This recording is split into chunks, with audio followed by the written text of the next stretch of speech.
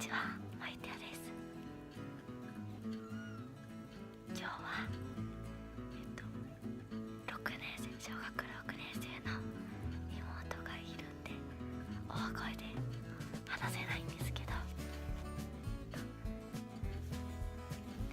リクエストで3分間でこより使って何回くしゃみできるかっていうリクエストもあったんですけど、今日はそれをやっていきたいと思います。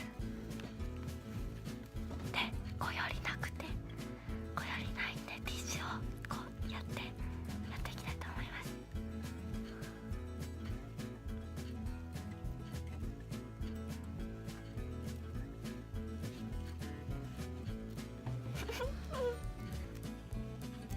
できました。やっていくぜ。あれ3分間測るものがない。じゃあ準備できたんで3分測っていきたいと思います。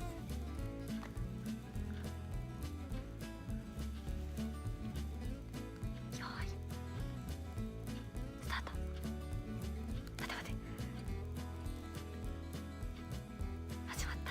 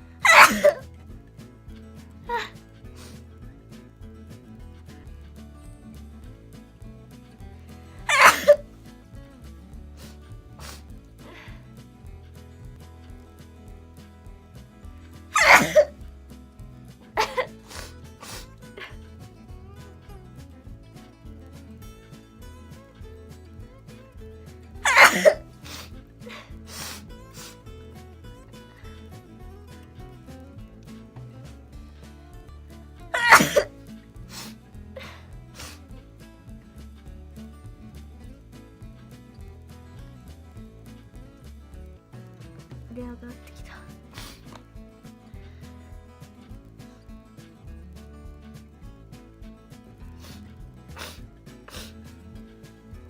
あ、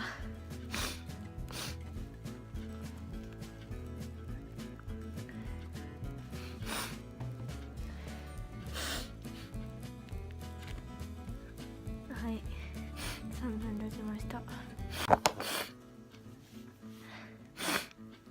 い、結果は7回